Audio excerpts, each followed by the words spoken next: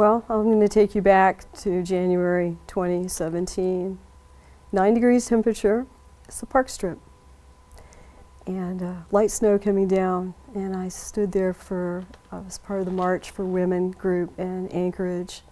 And it was a march that was participated by millions of women all over the United States as well as the world. And we had the most dynamic speakers. And I knew when I was standing there that the things that they were saying, that I needed to get more involved in the community.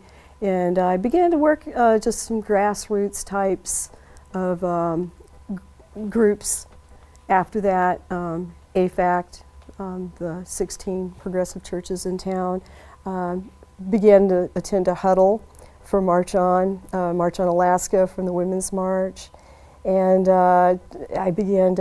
I teach over at the university, and I started giving extra credit to students who wanted to do something to make the community better. And I chose the Alaska Center for the Environment, and I had students that have become very active in the community because of that particular program.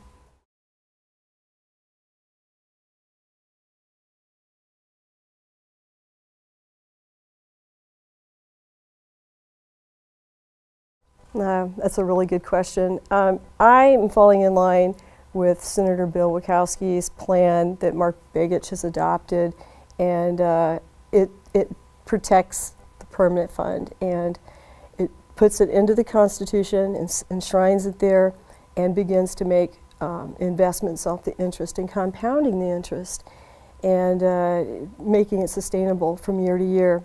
Instead of $1,600, under this plan, we would have been getting the full amount of $3,300, and people seem to respond to that as something that they're very concerned about.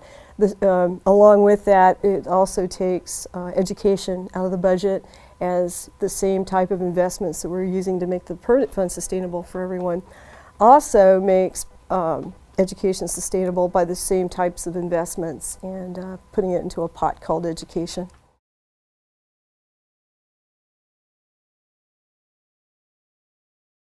Well, like most Alaskans, I frown on taxes. If push comes to shove with a tax question and it's unavoidable, I would ask that there would be an expiration date on the tax, just like there's an expiration date on milk. At that time, it ends. It has to be revisited, it has to be discussed, and it needs to be voted on again.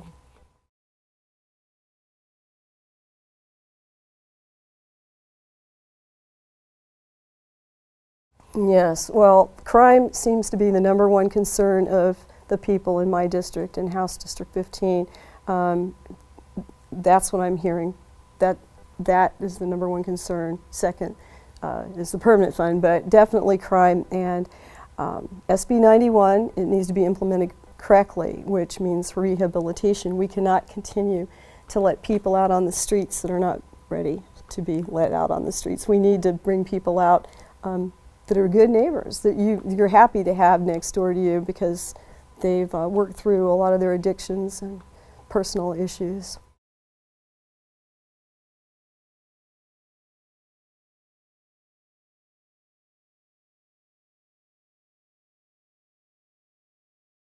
Well, I'd like to see continued what's just been initiated in the prison system in Seward and in Matanuska, and that is to address addiction the first day that they're incarcerated.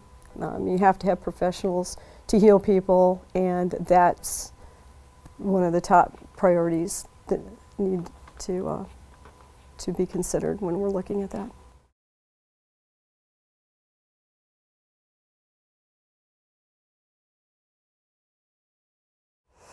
Well, if I'm elected into the state legislature, one of the things that's important to my heart is sustainable energy. We can do better with wind and solar. We can expand on what we have. We can explore geothermal. And the big prize is the bore tide. We have that coming in and out every day free. We can use it for hydroelectric. I believe the University of Alaska Fairbanks has some of that technology ready to go. We're seeing some of it in southeast Alaska, and something that I would like to see expanded. This will also create good jobs for the state.